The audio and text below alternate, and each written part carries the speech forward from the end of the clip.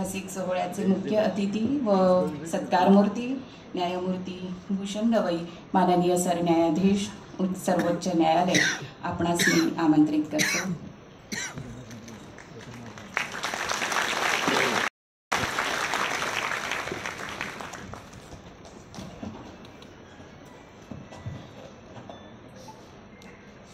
महाराष्ट्राचे सन्माननीय आणि तडफदार मुख्यमंत्री माननीय देवेंद्रजी फडणवीस, स्मारक समितीचे सन्माननीय अध्यक्ष आदरणीय बनते नागार्जुन सुराई सुशीलजी, माझी आई डॉक्टर कमलताई गवई, महाराष्ट्र शासनाचे समाज कल्याण विभागाचे मंत्री माननीय संजय शिरसाटजी, मुंबई उच्च न्यायालयाचे ज्येष्ठतम न्यायमूर्ती चंद्रशेखर, दिल्ली उच्च न्यायालयाचे ज्येष्ठ न्यायमूर्ती नितीन सावरेजी, नागपूर खंडपीठाच्या प्रशासकीय ज्येष्ठ न्यायमूर्ती अनिल किलोरजी, त्याचप्रमाणे उपस्थित माझे सर्व सहकारी बंधू आणि भगिनी, त्याचप्रमाणे आता जे 1-1.5 महिन्यात परत त्यांना जॉईन होणार आहेत ते सगळे भावी तेजस,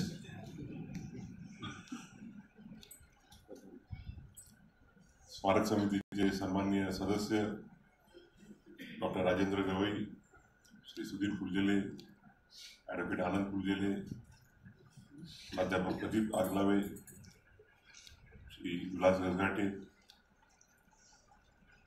NR सुटे, बनते नागदीपांकरजी, कॉलेजच्या सन्माननीय प्राचार्य, मी उल्लेख केला की आदरणीय न्यायमूर्ती कोडेश्वर साहेब आणि त्यांच्या आई ज्या वकील होत्या त्या वारसात आलो होत्या आणि माझ्यासाठी त्या माझ्या छोट्या भगिनीसारख्या आहेत, प्राचार्य दीपा पांडेकर, कार्यक्रमाला उपस्थित सन्माननीय सुलेखाताई कुंभारे,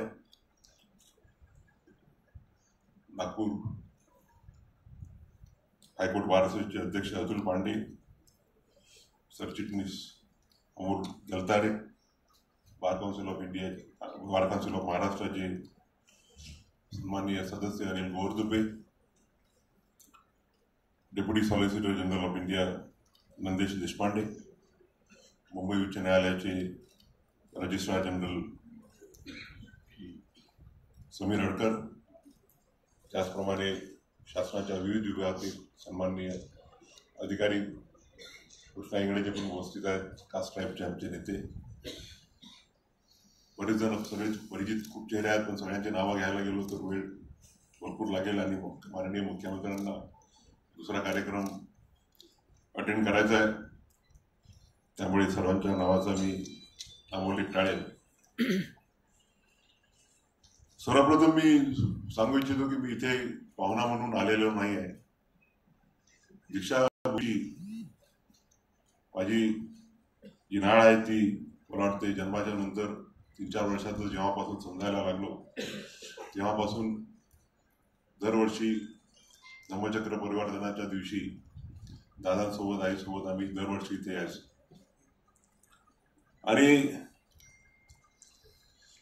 ह्या ज्या मातीच्या स्मृती आहेत त्या एवढ्या खोल रुजलेल्या आहेत की मला असं वाटते की मी याच मातीत वाढलो आहे, याच मातीच्या विचारांनी पुढे गेलो आहे आणि ह्याच विचारांनी आज जिथे पोहोचलेलो आहे। परंतु डॉक्टर बाबासाहेब आंबेडकरांनी 14 ऑक्टोबर 1956 रोजी इथे आपल्या लाखो अनुयायांसोबत बौद्ध धर्माची दीक्षा घेतली, ते आणि त्यांच्या धर्मपत्नी सविता आंबेडकर यांनी, आणि त्यांच्यासोबत त्यांच्या लाखो अनुयायांनी इथे बौद्ध धर्माची दीक्षा घेतली। त्यात माझे वडील होते आणि ज्या मातीत ज्या धर्तीवर डॉक्टर बाबासाहेब आंबेडकरांनी एक मोठं धर्म परिवर्तन केलं. आणि बाबासाहेब म्हणाले की बाबासाहेबांना अनेक धर्माच्या ऑफर्स होत्या.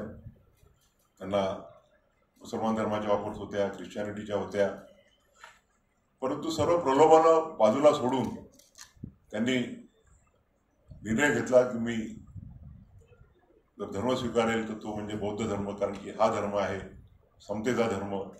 हा धर्म म्हणजे सर्वांना एक समान वागणूक देणारा, पंचशील पाळणारा असा धर्म आहे. आणि त्यानंतर ती चळवळ झाली.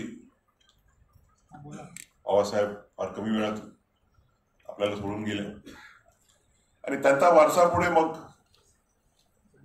दादासाहेब गायकवाड, माझे वडील दादासाहेब गवई, सदानंदजी फुलझेले, दादासाहेब कुंभारे, वाको घनार आणि अनेक असे कार्यकर्ते होते, त्यांनी पुढे चालवला. आणि ह्या जागेवरती बाबासाहेबांचं स्मारक व्हावं याकरता जमीन मिळण्यासाठी सुद्धा लढा करावा लागला. आणि सर्वप्रथम दादासाहेब गायकवाड या स्मारक समितीचे अध्यक्ष झाले आणि त्यांच्या निधनानंतर माझे वडील दादासाहेब गवई हे या स्मारक समितीचे अध्यक्ष झाले आणि जवळपास 43 वर्षाचा कालखंड ते या स्मारक समितीचे अध्यक्ष होते. मला नाही वाटत की एवढ्या प्रदीर्घ काळाकरता कोणी कुठल्या संघटनेचं नेतृत्व केलेलं असेल. मला अजूनही दिवस आठवतात ते की ज्यावेळेला मी लहानपणी त्यांच्यासोबत यायचो. एका बैठ्या चाळीमध्ये 4 खोल्यांमध्ये एक तात्पुरती इमारत होती. त्या तात्पुरत्या इमारतीतून कॉलेज चालायचं. आणि अजूनही आठवतं मला की एकदा त्यांच्याजवळ स्टाफला पगार देण्याकरता पैसे नव्हते. आर्थिक परिस्थिती समितीची एवढी गंभीर होती. दादासाहेब गवई आणि दादासाहेब कुंभारे या दोघांची मनोहरभाई पटेल, आपले जे मंत्री होते प्रफुल्लभाई पटेल यांचे वडील, त्यांचे अतिशय जवळचे संबंध होते. आणि त्यांनी मग मनोहरभाईंना फोन केला की आमच्याजवळ पैसे नाही आहेत पगार द्यायला. मनोहरभाई म्हणाले ठीक आहे, तुम्हाला पैसे देतो, पण एक अट आहे की तुम्ही दोघे जण गोंदियाला या, माझ्याकडे जेवण करा आणि पैसे घेऊन जा. आणि अशा परिस्थितीतून हे कॉलेज उभं राहिलं. आणि आज आपण बघतो आहे की शून्यामधून आज एक मोठी इन्स्टिट्यूट निर्माण झालेली आहे. मगाशी आदरणीय देवेंद्रजींनी सांगितलं की पहिल्यांदा this college use to be a choice of last resort, परंतु नंतर ते टी.के. दामोदर असो, डॉक्टर कृष्णकुमार असो, यांच्या कालखंडामध्ये या कॉलेजने एवढी प्रगती केली की एक काळ असा आला की इथे ज्यांना इंजिनिअरिंगमध्ये ॲडमिशन घ्यायची असेल किंवा ज्यांना मेडिकलमध्ये ॲडमिशन घ्यायची असेल तर तिथे ॲडमिशनसाठी लगे लावायला लागायचे. मला स्वतःही आठवते की त्यावेळेला सुधीर कार्यभार करायचा, आम्हाला विनंती करायला लागायची की अरे 1-2 तरी ॲडमिशन आमच्या करून दे. आणि सामाजिक याच्यात राहिल्यामुळे कोणाच्या रिक्वेस्ट नामंजूर करता येत नव्हता. आणि सुधीर वर्षातून 1-2 ॲडमिशन करून द्यायचा आमच्या मित्रांच्या मुलाच्या वगैरे. आणि त्यानंतर सुधीरनी जी मॅनेजमेंट इन्स्टिट्यूट सुरू केली आणि ती मॅनेजमेंट इन्स्टिट्यूटही थोडी नावारूपाला आली की त्या मॅनेजमेंट इन्स्टिट्यूटमध्ये पण सुद्धा डॉक्टर बाबासाहेब आंबेडकरांच्या नावाने जी सुरू केली आपण, त्या इन्स्टिट्यूटमध्ये सुद्धा ॲडमिशनसाठी एक चढावट लागायची. आणि म्हणून या प्रसंगी आज आपण आपला हिरक महोत्सव साजरा करत असताना यांनी आपलं पूर्ण आयुष्य वेचलं या संस्थेसाठी, या संस्थेला मोठं करण्यासाठी. मग ते दादासाहेब गायकवाड असो की माझे वडील दादासाहेब गवई असो, दादासाहेब कुंभारे असो, वाको घनार असो, सदानंदजी फुलझेले असो, यांच्याप्रती आपण त्यांना आदरांजली व्यक्त करणं हे माझं कर्तव्य समजतो. त्यांनी जर पाया उभारला नसता आज हा जो डोलारा उभा झालेला आहे, एक जे साम्राज्य उभं राहिलेलं आहे ते उभं होऊ शकलं नसतं. आणि त्यामुळे या प्रसंगी त्यांना आदरांजली अर्पण करणं हे माझं कर्तव्य समजतो. मी जास्त काही बोलणार नाही, कारण की माझ्यासाठी हा घरचा कार्यक्रम आहे.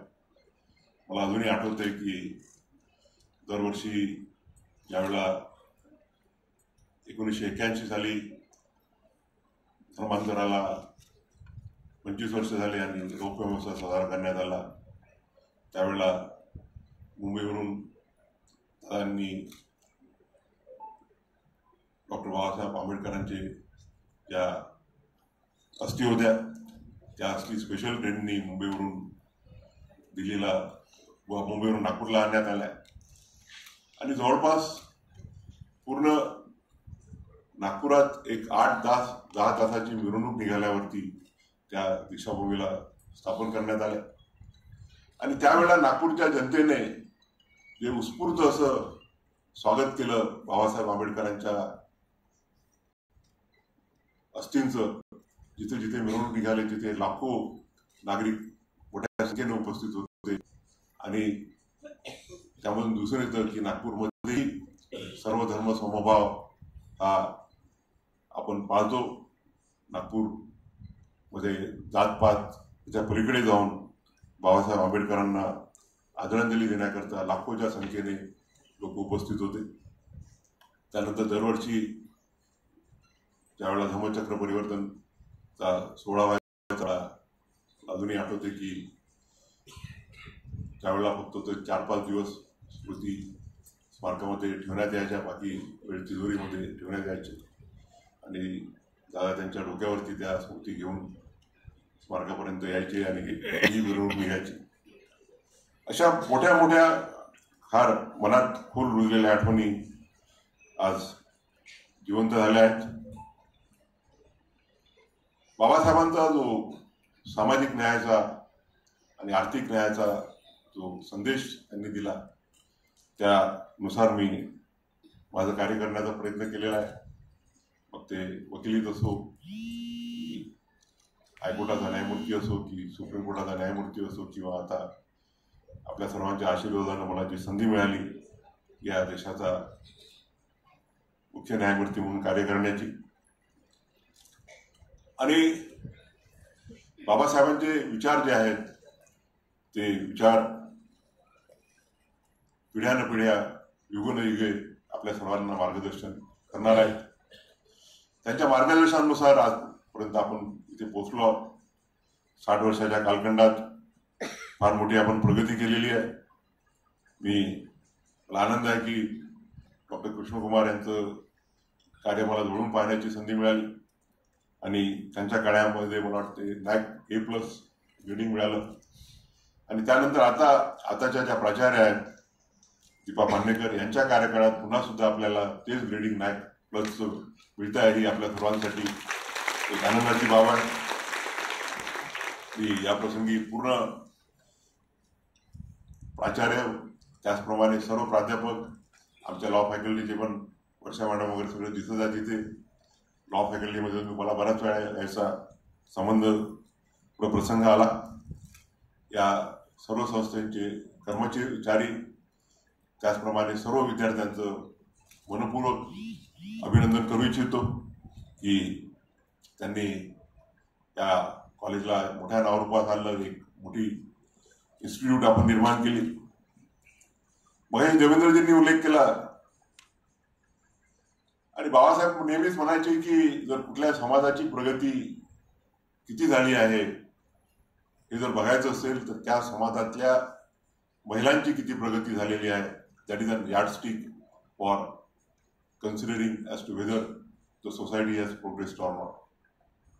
आणि आज मला आनंद आहे की ज्या 5 विद्यार्थ्यांचं, ती सावी बालकुंडे असो, शारुल विठाळकर असो, रुचिका पाखरे असो, जुमिया अग्रवाल असो आणि निखिल मोटगरे असो, या 5 जणांनी जे आपापल्या क्षेत्रामध्ये कार्य केलेलं आहे त्याबद्दल त्यांचं जेवढं आपण कौतुक करावं.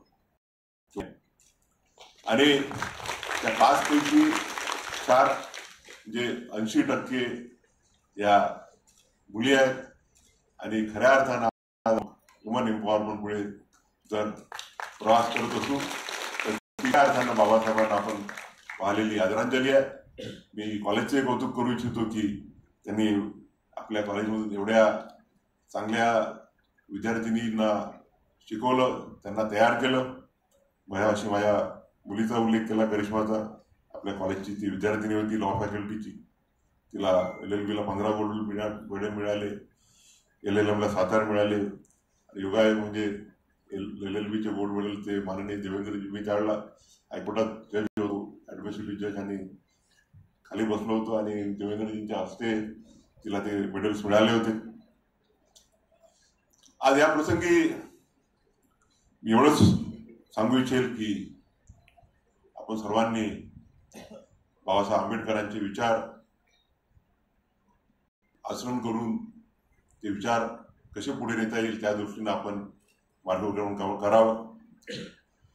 आपण आपल्या वैयक्तिक आयुष्यात तर निश्चितच यश मिळेल आपल्याला, आपण यशाची यशो शिखरे गाठाल. परंतु बाबासाहेब नेहमी म्हणायचे की there is a difference between a great person and an eminent person. An eminent person is the one who serves the society, जो समाजासाठी आपलं आयुष्य वेचतो, तो खऱ्या अर्थानं एमिनंट व्यक्ती आहे. आणि म्हणून आपण आपल्या आयुष्यात तर निश्चितच यशाची शिखरं गाठा, परंतु तीच गाठत असताना या समाजासाठी, या देशासाठी आपण काही देणं लागतो मनात ठेवा. मला निखिलचा गौरव करावा असं वाटतो. बाकी चौघांचाही तुम्ही गौरव केलेला आहे. त्यांनी त्यांच्या विविध क्षेत्रात आमच्या साविनी जी आई एक्झाम असते तिथे चांगल्या रीतीने यश मिळवलं आहे. आपल्या एका विद्यार्थिनींनी कोरियन जर्नलिझम, त्याचप्रमाणे विविध भागांमध्ये एक आपलं नाव कमावलेलं आहे आणि त्याचसोबत कॉलेजचं नाव कमावलेलं आहे. CA परीक्षेमध्ये अव्वल केलेलं आहे. परंतु निखिलने जे मेळघाटच्या विद्यार्थ्यांसाठी, हजारो विद्यार्थ्यांना शिक्षण देण्यासाठी जे त्यांनी कार्य केलं त्याबद्दल मी खरोखर त्याचा ऋणी आहे. मेळघाट हा जो भाग आहे अमरावती जिल्ह्यातला, तो नेहमीच माझ्यासाठी जिव्हाळ्याचा विषय राहिलेला आहे. आणि जेव्हा केव्हा मला संधी मिळाली इथे ॲडमिनिस्ट्रेटिव्ह जज म्हणून काम करायची, तिथल्या कुपोषणाचा इश्यू असो, तिथल्या डेव्हलपमेंटचा इश्यू असो, त्यासाठी मी नेहमीच प्रयत्न केलेला आहे. दादा ज्यावेळेला इलेक्शनला उभे राहायचे त्यावेळेला मेळघाटची जबाबदारी मीच घ्यायचो. जज होईपर्यंत, जज झाल्यानंतर तर मग मर्यादा आल्या. आणि आज मला आनंद वाटतो की मेळघाटमध्ये ते डॉक्टर सातो असो किंवा आपले काय नाव डॉक्टर स्मिता कोल्हे आणि रवींद्र कोल्हे असो, ते जे कार्य करतायत सेवाभावानं, लाखो रुपये कमावू शकले असते नागपूरला प्रॅक्टिस करून, परंतु आपण समाजाकडे काही देणं लागतो यासाठी वैरागड सारख्या छोट्या गावामध्ये किंवा धारणी तालुक्यातल्या छोट्या गावामध्ये डॉक्टर सातव आणि डॉक्टर रवींद्र आणि स्मिता कोल्हे जे कार्य करत आहेत ते आपण आदर्श ठेवला पाहिजे. आणि बाबासाहेब जे म्हणाले की जर आपण खऱ्या अर्थानं जर आपल्याला मोठं व्हायचं असेल तर आपण मोठं होण्यासोबत आपला समाज कसा मोठा होईल, आपण या समाजाला कसं मदत करू शकतो आणि समाजातल्या सगळ्या घटकांना वर आणण्याकरता कसं मदत करू शकतो, ही जर आपण बाबासाहेब आंबेडकरांची शिकवण आपल्या मनात रुजवली तर ती खऱ्या अर्थानं डॉक्टर बाबासाहेब आंबेडकरांना आणि या स्मारक समितीत त्यांनी आपले प्राण ओतले त्यांना खऱ्या अर्थानं श्रद्धांजली होईल. मी जास्त लांब बोलणार नाही कारण की माननीय मुख्यमंत्र्यांना दुसऱ्या कार्यक्रमाला जायचं आहे आणि त्या कार्यक्रमाच्या डिलेचा मी कारणीभूत होऊ इच्छित नाही कारण की आम्ही पंक्च्युअलिटी पाळत असतो. प्रसंगी फक्त अजून मी 2 मिनिटं घेतो माननीय मुख्यमंत्र्यांच्या परवानगीने. ज्यावेळेला या धर्मांतर परिवाराचा रोप महोत्सव साजरा करण्यात आला, त्याच्या अगोदर फार मोठी जवळपास वर्षभर तयारी आणि मी त्यावेळेला एक विद्यार्थी होतो, शिकत होतो. मला वाटतं मी B.Com आणि ते गीतं भीमगीत आणि बुद्धवंदना तयार करण्यासाठी दादांनी त्यांचे मित्र सुरेश भट यांना विनंती केली होती. आणि सुरेश भट जवळपास 3 महिने आमच्या मुंबईच्या सारंगच्या फ्लॅटवर होते. पूर्ण सेवा करण्याची जबाबदारी माझ्यावरती होती. देवेंद्रजींना माहिती असेल त्यांची सेवा करण्याकरता काय काय म्हणजे पण मी 3 महिने आणि मी या भाषणाचा समारोप त्या भीमवंदनेमध्ये तयार करण्यामध्ये माझा थोडाफार तरी योगदान आहे. त्या भीमवंदनेने करू इच्छितो. भीमराया घे तुझ्या या लेकरांची वंदना, भीमराया घे तुझ्या या लेकरांची वंदना, आज घे ओथंबलेल्या अंतरांची वंदना, आज घे ओथंबलेल्या अंतरांची वंदना. दुमदुमे जयभूमीची गर्जना, दुमदुमे जयभूमीची गर्जना, गर्जना चोहीकडे सारखा जावे तिथे, सारखा जावे तिथे, हा तुझा डंका जडे, हा तुझा डंका जडे. घे आता घे राहिलेल्या संगरांची वंदना, राहिलेल्या संगरांची वंदना. कोणते आकाश हे, कोणते आकाश हे, तू आम्हा नेले कुठे, तू दिलेले पंख, तू दिलेले पंख हे पिंजरे गेले कुठे, पिंजरे गेले कुठे. या भराऱ्या आमुच्या ही पाखरांची वंदना.